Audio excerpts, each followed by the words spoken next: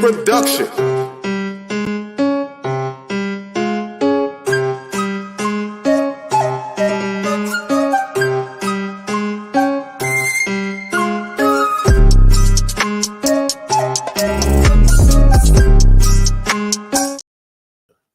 All right, bro. What's up, man? What's up, man? What's up, man? Got another show we did. Another show coming off of another weekend of Blurred Minds business. Yeah, man. It was fun. You know what I've learned with that and the Shamrock Showdown? You have a vision of how you want to do a show. Mm-hmm. And even if it don't go right the way you expected it, doesn't mean it don't go right. Exactly. You know what I mean? That's exactly. Like naturally just kind of letting it do its thing. Yeah. Is better than almost trying to address it and like hurry up and fix some shit. Or make it what you want it to be. Like the Shamrock Showdown didn't go the way we planned it. But it was a great show. It was fun. Everybody liked it. Yeah. To the point where motherfuckers are beating me up about doing another one. Yeah. And then last night didn't go the way we intended with the band. You know what I mean? Like no offense to the band, they did great. Yeah. But my vision was house band, play a little bit up front, play us up. Then during our set, you're quiet. And they played along with the set, but honestly set the tone for the night and made it fun. It made it mellow. It out.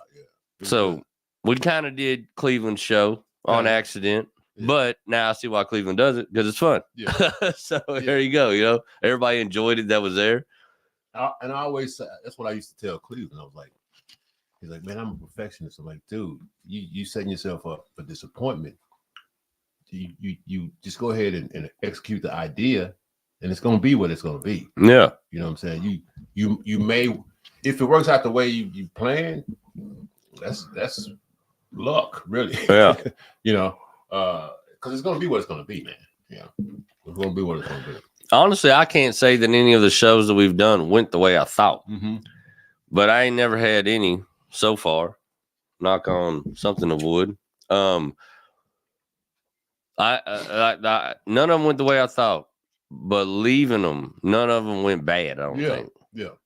Like just because it didn't go the way I thought doesn't mean it went terrible. And you know, but do you know why that is?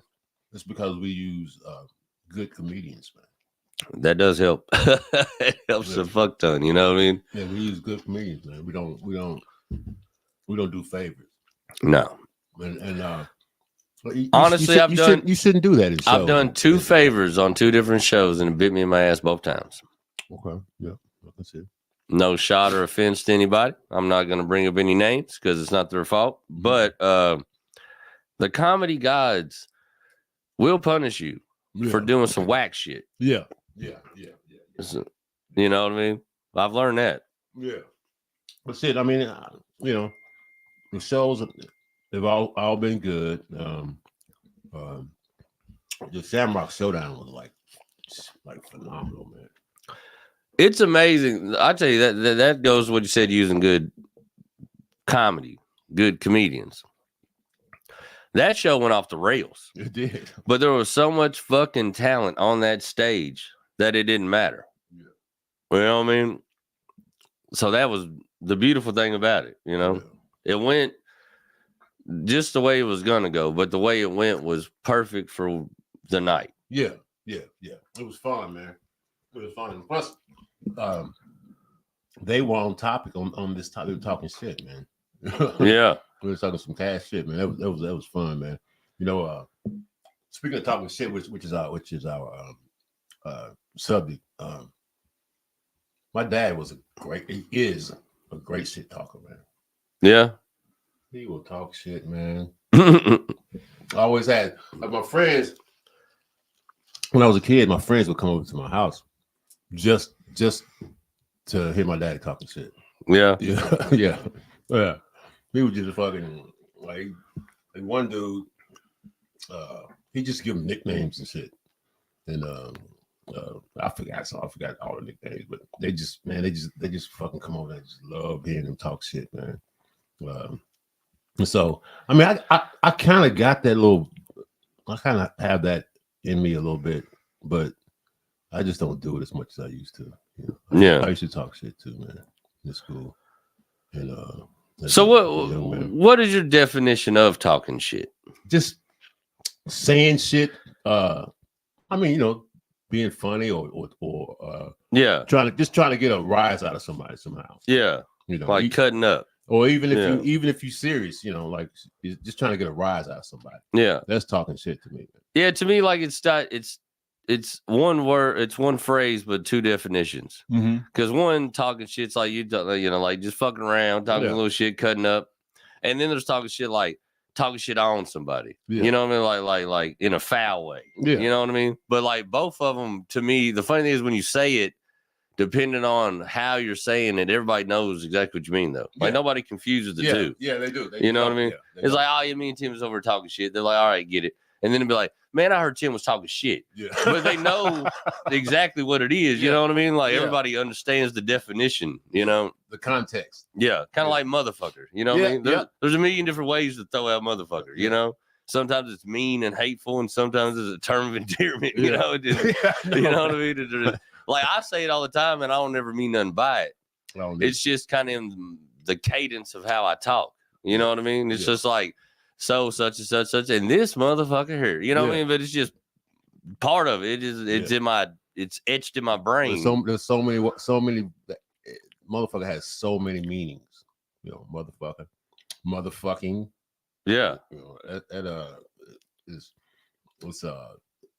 Motherfucking is more of like very. Mm-hmm. This motherfucking dude. It denotes bigness. Yeah. To me, you know what I'm saying. But yeah, man. I grew up with a shit talking daddy, man. He can talk some shit, man. It's my favorite thing about life. It's just talking shit. Yeah, like I said, you know what I mean. Like in comedy, like The Hang. Yeah. Like out front with some good weather and a good playlist. Out front on Wednesday night at fucking High Horses. Spectacular. It is, man. And all we're doing is just talking shit. Talking shit, man. I love it. No rhyme or reason. Nobody's right or wrong. We're just fucking around, just saying words, man. Honestly, like the world's serious. And I know a bunch of serious, just scary, crazy shit about life in the world. But I hate being serious. Yeah, me too. I know it, and I see the value in understanding things, and there's a time to be serious. Yeah, But I mean, just fucking around talking shit is like the best. Fucking, I love it. I hate it too when you get like a gaggle of people together talking shit, and then you get that one person who don't understand the dynamic. Takes everything too literal. Yeah. It's like, come on, motherfucker, we're just fucking around. You know what I mean? And then that person, if that person is gonna get it. You know what I'm saying? Oh yeah. That person, I mean, you're just gonna have your day ruined. Yeah. You run your own day, man. Just shut the fuck up and listen, or just go with the vibe. Yeah. The wildest thing to me is too, like, people that don't like pick that up on you. Yeah. Because like I barely ever say anything serious in life. Yeah. I'm always just fucking around. Me too. But it's funny, like when you say shit and then people like take it to heart or take it as all truths. It's like, like I'm just talking shit. I'm just fucking around. Like, why are you so goofy about it? Yeah. Like at work. I mean, I work in the garage now, man. We talk shit. I've only been there like a month and a half, and we, cracking on each other. Yeah. Doing all that kind of That's why I always loved working construction. Yeah. It's all everybody does. That's all you do. I hate working any job where they make it like you can't talk shit, because then it's like, oh, you got to be pristine and walk, with certain, like, fuck you, man. Like, nobody wants to be here. No. Nobody likes this. No one place. enjoys me in there. Yeah. But what makes it fun is talking shit with your coworkers, cutting up. It helps the day go faster too, man. Yeah. I've been on some unsavory jobs. I'm talking wall to wall feces. Yeah. Laughed all day. Just because we're fucking around. Nobody wants to be here. It's disgusting. We hate it. I wish I could do anything else for $1, but we got to do it. We're here if we want this paycheck. Yeah. So to make it better, you just fuck off and talk shit. You know what I mean? I hate when people get jobs and they're so like, dude, your name's not Walmart. Why do you give a fuck? Why do you have so much care? why give a fuck? I'm not saying like do- don't do your Yeah, job. do your job. But what I'm saying is like you don't got to make it all this ruin your like stress yourself out all crazy for what? We're pushing grocery carts. What the fuck what are you so upset about? Like what? Why are you so serious? Yeah, I know, man. You're putting groceries in a bag. Like it's all right, dude. You know what I mean? You'll be okay. They just they ruin work. Like work, most places ain't that bad. It's the people you got to work It with is, sometimes. man. Like the job itself, even if the job sucks, if you're around some cool people, it's cool. Whatever, man. Yeah, You know, like cool. fuck it. Kind of look forward to it. I mean, I kind of do, man. Yeah, it's just like man, my dad was a grade A shit talker, man. And like I said, I used to talk a lot of shit in high school, and you know, like you know, as a young man too. But this is the thing, man. It's like people talking shit helps the time go by, and it also, to me, it also sharpens you. Yeah, you know what I'm saying. It makes you quicker. You don't have to be quicker with your thought process. Yeah, more spontaneous. Yeah, man. I mean, one of my favorite shit talkers is Eric Kimbrough, man. Yeah, he's one of my favorite shit talkers. He's one of my favorite, man. And he can get under Cleveland's skin so fucking easy, man. Yeah, he can get under Cleveland's skin so easy. I think out of our scene, my favorite one's Bikey. Yeah, Bikey just has no filter. Bikey's.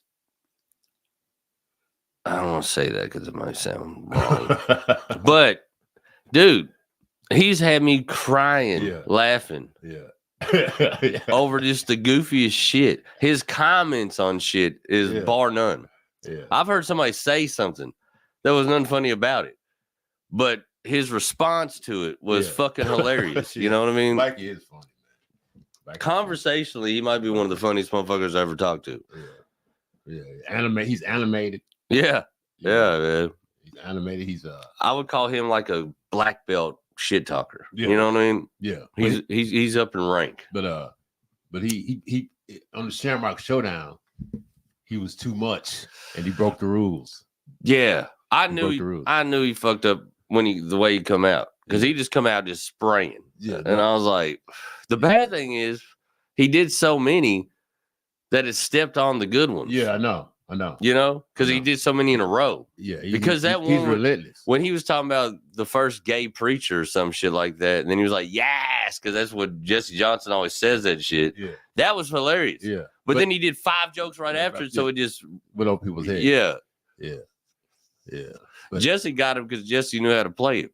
When he came with all that energy, Jesse just laid back in pocket. Yeah. And waited. Yeah. And as soon as he got a break, Jesse hit him. Yeah. You know what I mean? So it was almost like rope-a-dope. Yeah, rope-a-dope. You know what I mean? I was just about to say that. Rope-a-dope, man. The Louisville Lip. Yeah. But shit, man. Yeah, that's Shamrock Showdown. That was a what do you call it? A showcase of shit talking. Oh, dude, from front to back. That was the epitome of shit talking, man. And we had some shit talkers on there. From the host to the judge to the fucking Petty Lane live stream. Yeah. The whole thing. And I tell you, Will McKenzie delivered like a motherfucker on that show, man. He was funny. He was doing little petty shots here and there, fucking fake plugs and promos, kind of shitting on us a little bit. Like, that shit was funny, man. He did good with it. But I don't know. I know everybody had a good time. It was a good turnout. But I don't know if that was just a special night to me. Yeah. It was special, man. I think the only thing we got to do different from that last one is judging. Yeah. We got to figure that out. We got to get the judging right. Yeah. Because there's no way I'm doing another roast battle and watching Lena Beamish get kneecapped. I know, man. That was shit. Yeah, that was bad. Man. I think judged fairly, Lena Beamish is probably the roast master of Louisville. Yeah. And she's been getting kneecapped the whole way. And you wouldn't even expect that if you saw her. You're like, oh, she's nice. Fuck nice girl. no. Nobody, Vicious. when she walks on that stage that ain't seen her perform before, thinks that she's about to do nothing but get her ass handed to her. Yeah. And boy, are they wrong. She come up there and bust motherfuckers up. Yeah, I know, man. I wonder if she was like that when she was little. She was Maybe. I mean, I don't know how her childhood was, but if it was anything like mine, that's where it comes from. Yeah. Like me, I went to public school in the 90s in Lexington, Kentucky with one hand and a mullet. Yeah. You can try, but Yeah. motherfucker, I go all day. Yeah. Because this has been my whole life. You know what I mean? This is the thing. Is it's like, yeah, I as a young man, I learned to talk shit so that I don't have to as an old man. You know what I'm saying? I don't feel the need to talk shit. You know what I'm saying? I learned how to talk shit. I learned it from my dad, man. That motherfucker, man. He's funny too. He fucking hurts your feelings, man. But like same with fighting, fist fighting. I mean, I fought man from the time I was probably 3 years old till I was 17. I fought somebody every day in school. Yeah. You know? But the thing about it is I know. It's like I know how to fight so that I don't have to. Yeah. You understand? Yeah. So I mean, it's like they don't let the kids fight in school today. They kick them out. They just kick you out of school. Like, dude, man, it was just a fist fight, man. Yeah. It was nothing to it. It was 3 blows. It's over. You know what I'm saying? I mean, and also, kids these days feel that they have to win. They have to win. Yeah. You know. Well, that's the thing. Like the illusion of losing a fight making you a sucker. No. Most of the time, everybody in the fight gets respect because you fought. Yeah, you fought. You now, if you ran, if you ran, that's a problem. Yeah, you don't want to be that dude. Run. But you stay there. You take your ass whooping, or you give the ass whooping. You know, you surprise somebody with an ass whooping. It's respect, man. And for the most part, a lot of motherfuckers I know that got in fights with each other ended up cool, being friends. You know, I know, man. I know. I mean, even like friends. It's kind of like more like a real like primal instinct, I think. Yeah. Sometimes it's just like animals in the wild. Sometimes you gotta fucking lock horns just to let a motherfucker know. Yeah, you know what I mean? Know, yeah. Like we both men out here, you know? Yeah, man. What kills me though is not really kill me, but the people that do a whole lot of big bragging and way back in the day stories of fighting and shit. And to me, it ain't impressive to me, like, because I feel like I'll beat them up or I'm badder than they are. But it's just when you fought forever, it's just normal. It is. But my thing is, it ain't. I'm not saying that it ain't. You shouldn't be proud of being an ass kicker or whatever. Yeah. But it's like when you was born and raised with ass kickers. And you had to kick ass yourself. You're gonna be an ass and you got your ass kicked a couple times. It just ain't nothing special. It's just fighting. Like we used to fight because we was bored. Yeah, we did. You want to just, and then like we would drive around the summertime when we first got our license to pull up in parks and other neighborhoods with 2 sets of boxing gloves and just box strangers. Yeah, we used to do that too. For fun though. It wasn't no animosity. It wasn't like we hate you. It was we're bored. We're all physical. We're like, I think I can box. You think you can box? It was a sport. Just like going to play basketball or something. And then I mean, if you lost, you just lost. Yeah, I might give a fuck. You know what I mean? You participated, man. Every now and then you might get a little made fun of because you lost somebody you wasn't supposed to, but that's part of it. Nobody's ever guaranteed to win. No. Shit, the greatest of all time have lost. Yeah. Only a few have gone undefeated. Yeah. You know what I mean? Very few. Yeah. Mayweather, I guess. Marciano. But then, of course, you look at Mayweather and his style. It lends itself to. I mean, yeah, there's something to be said. He ain't never been beat. But, too, there's something to be said to the weight. making sure that chin, no, you're never a jeopardy. Like you're just winning on points. But then that is the sport, so you can't really like. Well, that's what I'm saying. It's like, yeah, but I know. I'm not I know what shitting you're on saying. him, but at the same time, it's like he don't come out, which maybe it's his masterful style, I guess, but like he don't really do nothing exciting or put himself in a vulnerable position. Like, when you're swinging for the fences, you kind of leave yourself open a little bit. do. He's playing, which it's smart, but honestly, it ain't that he's a bad fighter at all. It's boring to watch. Okay. That's more what it is to me. Okay. Not shitting on him as the man. I'm sure he would me. You know what I mean? I'm sure it'd be no problem for him, but it's just boring to watch.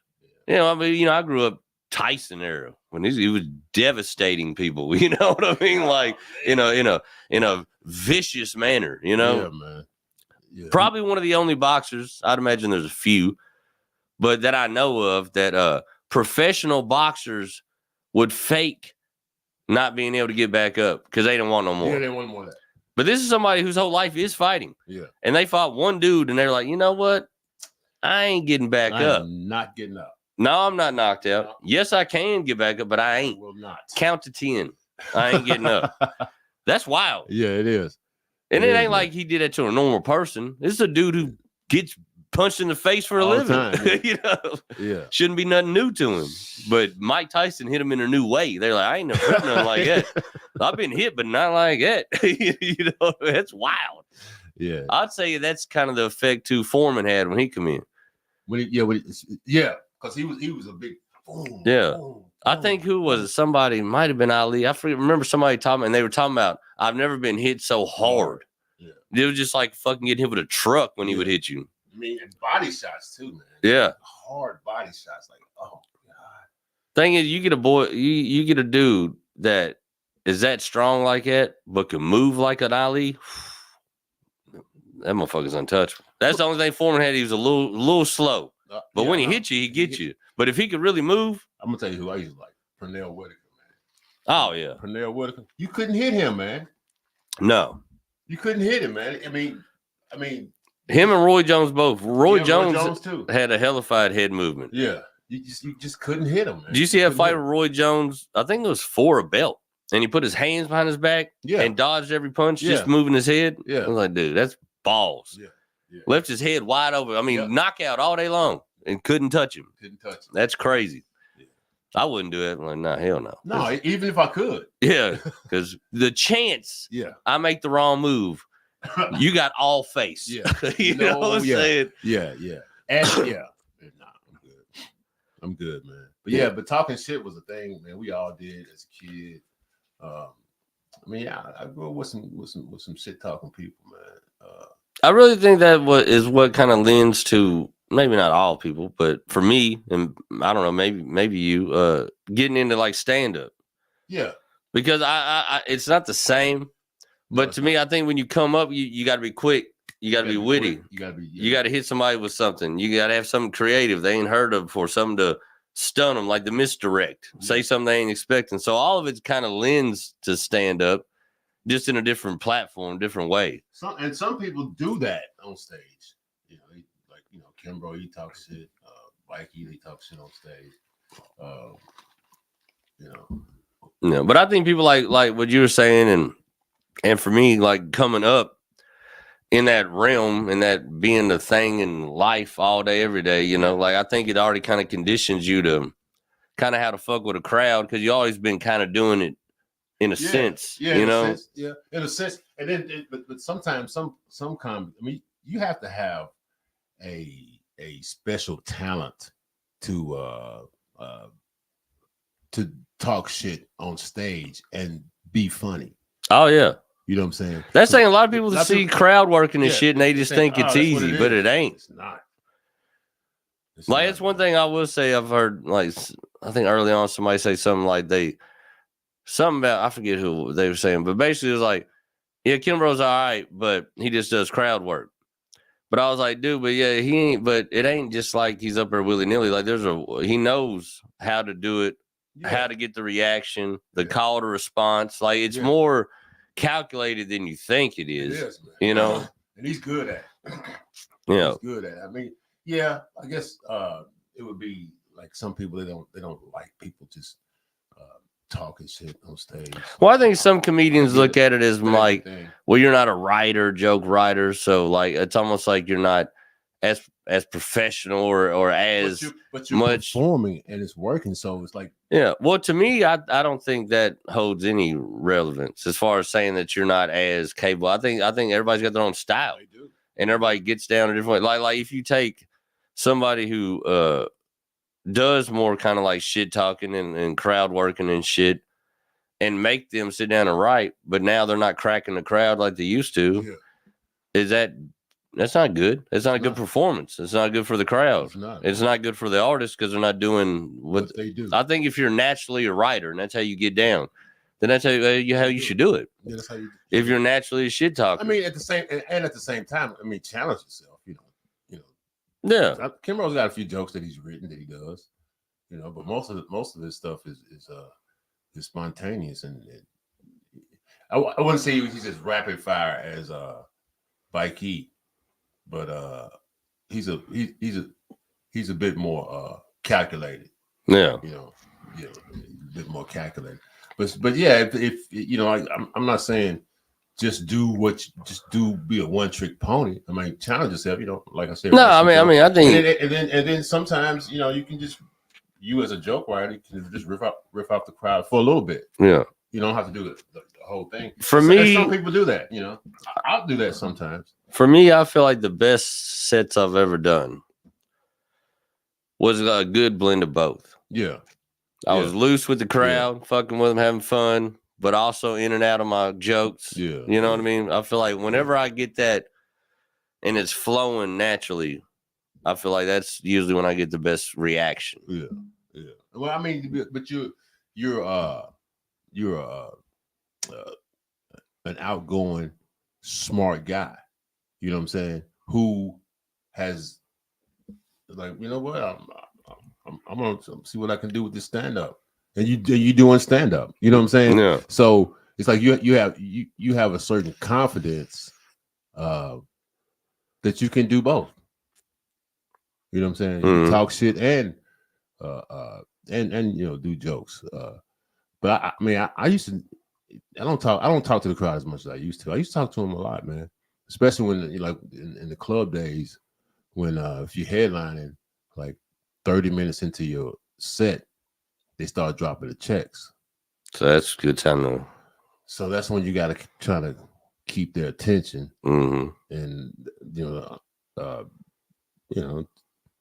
so I would I talk to the crowd, while they were doing their math shit, and then when things settle down, it was a weird rhythm, but it was not uncomfortable. You know what I'm saying? Mm-hmm. It was a weird rhythm, but it wasn't uncomfortable. But yeah, man, you got to have that. I mean, it's kind of hard doing maybe a complicated joke or something while that's going on. Yeah, because you really need their attention. Yeah. You need their attention. So yeah, I would talk to the crowd during drop checks. I think a lot of comics do. They'll acknowledge it. Well, shit, the clubs are different anyway, but I know they still drop checks at Caravan and LCC. But Planet is different. So they'll have just go up to the bar, at Planet. Yeah. So it's not as like form. I won't say formal, but it's not as casual. Yeah. You know what I'm saying? So, but yeah, man, talking shit, man. You gotta learn how to do it and learn how to take it. You gotta do both. Yeah. You can't do one. Yeah. One you can't just do one. Well, that's what always gets on my nerves. It's talking shit with people that can talk shit back to you, but when you talking shit, now they all weird. Like, nah, man. Or they try to flip your shit. Like they talking shit to you and you talking shit back to them, and then they try to flip it like like you the one. Yeah. They're like, oh, now you should like, no, I'm talking shit back. And but it's a deflection because they feel it. They feel the blood in the water. Yeah. They know that you better fuck them up, and they got to do something. Yeah. Yeah. I catch people doing that all the time, man. They try to flip it, and I just be looking at them like, you corny. You knew I was about to bust your ass, so now you want to flip it. Yeah, man. But that's fine. But I mean, I either engage or I don't. The only people I don't like is the opposite of the term. I don't engage people just talk shit like in a negative form. Yeah. I don't like you motherfuckers. Yeah. I don't. Yeah. They get on my nerves. Yeah. But like just talking shit, like anybody, Yeah, I'll entertain anybody just fucking around. But like if you talking shit like I don't know, you talking shit, then that's different. I don't, but the thing about it is if you make choices, there are consequences. Mm-hmm. That's a fact. If you make every choice you make has a consequence. Every one. Mm-hmm. So some you don't have a choice in, like breathing. You know what I'm saying? You can't just, if you could just hold your breath till you die, you really wanted to die. but you can't die. You can't do, your body won't let you do it. Right. You just pass out or something. I don't even think you'll pass out. Your body just won't let you do it. You know what I'm saying? So but you're not making a choice to breathe, but you make a choice to, do shit that harms your lungs, like smoke. I mean, I smoke. So every choice has a consequence. So if you're talking shit, if you're letting shit come out, about somebody and shit just in a negative way, then there are going to be consequences. No. Either, you may not get your ass kicked, or you may not even, be confronted, but more than likely, you fucking. Usually, the universe takes care of people like it anyway. Yeah. Because karma is a motherfucker, and usually people manifest bad karma through their actions and words. You know what I mean? Yeah. So like you talking shit on people, eventually, like you living a wretched life anyways. Yeah, you are. You miserable, discontented about something. But the funny thing is, it ain't never really even about the people. You just putting it on people because misery loves company. Yeah, that's all it is. It is. Misery loves company. You a goofy motherfucker that hates the world. So you just gonna try to ruin everybody else's day. Yeah, well, motherfucker, that's whack. You know what I mean? And plus, it's like it don't ever help you because it just make it worse for you every time. But yeah, man. But talking shit in a fun way is like, listen, I love, man. One of my favorite pastimes. Around smoking weed, drinking, just talking shit, man. Just back in the day, man, we had fun, man. We had fun. Everywhere I've been, I've always through work, hanging out, neighborhoods, fucking this and that, comedy now, I guess. I've always found a group of motherfuckers just cut up with. Yeah. You know what I mean? Yeah. Everywhere I go. Yeah. I'm a little more laid back, I guess, in my older age. It's just I guess that's how it manifests itself now. But I still like cutting up every now and then. Yeah. Every now and then I'll get the urge, man. But yeah, man, talking shit's fun, man. Especially on shrooms. You ever get on a good roll on shrooms and you're cutting up, you can't stop laughing and everything's hilarious? Yeah. That's the best. Yeah. Everything's hilarious. And it is. But shit, there's a lot of comics that I've never laughed at on stage. But talking shit on shrooms are hilarious. Yeah. You know what I'm saying? I don't know how to be without the shrooms. Yeah. There's been a couple people surprise me. Yeah. Like, you're actually funny. You took it to the stage, you be doing something. Well, all right. So what's our next topic gonna be about? Man, what we got coming up? Let's do Derby. Let's do Derby, man. Let's talk Derby. Let's talk Derby. It's the following week, isn't it? Yeah. Yeah, let's do Derby. I'm actually going to Thurby this year. That's what you told me that. Yeah. Ooh, yeah, that's what you told me that. My first time ever doing any Derby festivities at all, other than driving shuttles. Did I do anything? I think when I first moved up here. No, I don't think I've ever done any Derby. I mean, I went down to the waterfront to the concerts. Yeah. For like a chow wagon and all that shit. Yeah, chow wagon. Yeah. And but the chow wagon is like, I mean, it's food. You know what? I've never been I've never been into It's food. stuff like that myself. Yeah. Because I got one hand. Yeah. And I don't even be walking around eating and shit. We walking around with that. I got a cup. What am I gonna do with this cup? Then I got to eat this, and it's just a mass inconvenience. Yeah. I like to sit down with a table and eat. and eat. Yeah, and I don't like walking and eating. And it's food, man. Yeah, it's just food. It's just food. It's overpriced fair food without the rides. Is all it It's is. food, man. But yeah, I went down to Chuck White. I think I went to the Glow, the Balloon Glow. Mm-hmm. I think I went to that. I had a joke about that one. Nowhere fast. What was it? I was saying, I don't trust hot air balloon enthusiasts Yeah. because they all seem like nerds on the outside. But what if they're really like top tier pedophiles? And I said I was going to protest the balloon go and start shooting them down because people are putting their kids in these baskets and they don't know what them weirdo like. Where are you going to go when you're way up there in that basket? Yeah. I was like the little fuck boxes in the sky. And we didn't even know it. Yeah, you laugh more than anybody else did about that joke. Let me tell you, it's it might be in this room, but probably. I laid that out at High Horse, and let me tell you, it went. Yeah. It got silence. Pedophiles. Of course, it might have been my delivery at night too. You know, sometimes it's all in how you lay it out, no matter what you say. But yeah, let's Derby, right? Yeah, Derby. we're gonna talk Derby. It's gonna be good, man. It's gonna be good. Let's talk about the houses.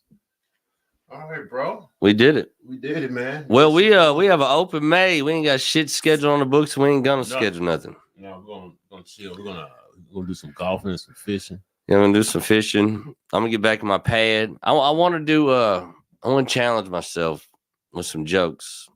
I want to stay far away from anything close to what I've been doing, and come up with some new concepts. All right. I've been looking at my shit. It's real one hand and dick heavy, and I want to get a little bit more topical. You know, fuck with these politicians a little bit. Oh man, it's one hand and dick heavy. Yeah, I was just listening to my sets the other day, and I was like, it's a lot about nubs and dicks. I guess two nubs, different persuasions. Dicks. Yeah, You know, so I want to do a little something different. You know, get away from the dicks. I'm trying to be anti-dick for this next run of jokes. Yeah. Unfortunately, I know I'll come up with some hilarious ones that have something to do with a dick, but at the moment, I'm trying to be a little bit more topical. Okay. You know, trying to branch out a little bit. It's funny, man. Starting with the joke I told you earlier about 420. Yeah. All right. That don't have a dick or a nub in it. No, it doesn't. So there you go. I've already started the trend. It doesn't. I might even dust off the hot air balloon joke because come to find out, it's got pedophilia, Yeah. but no dicks. I didn't say. So that one's close, but that one's right on the edge. One more tag, and it'll probably end up having a dick in it, unfortunately. Yeah, I see it. I just. Okay. All right, bro. But we're about to get hot and heavy over here at the studio. The doors are open now every Sunday. Comedians gonna be rolling through. I think what we're gonna do is I'm still on the hunt for a co-host for Five Finger Fiasco. But we're going to have more of an open air type of show. Comedians popping through. We'll do topical shit, whatever, talk shit, whatever we come up with. Might even have a little themes on a couple things. We're going to call that Petty Lane. We started that with the live stream Shamrock Showdown. I like it. I'm going to keep it. So we're going to do that. And then once I find the proper co-host and we get everything figured out for Five Finger Fiasco, I think we're going to run that back. And then I think tonight, we're going to do a Petty Lane. I believe my boy Irk the Nerve is going to patch in, and we're going to talk a little of this ongoing rap beef between the biggest names in rap. Talk a little, who's the guy that just won the boxing match last night? The boxing match last night? Yeah. I should remember his name. I was just talking about him. Anyways, I'll remember the name. I didn't know there was a match last night. Yeah, it was. It was Heavyweight? No, I can't remember what it was. Anyways, Irk's got the 4-1 on it. I don't. Daniel Garcia. But yeah, we might talk a little bit about that shit, and who knows what else. So stay tuned for that. We might do that here in like an hour or so, something like that. I don't know. All right. Hey, I'll get next Sunday. I'm gonna see you. I'm gonna see you. Let me Tuesday, Wednesday. Mm-hmm. I'll see you Wednesday, Thursday. Shit, I might see. Oh, who knows, man? I'll see you, bro. Hell yeah. Y'all be good. And we are out this bitch. Ace Hill Production.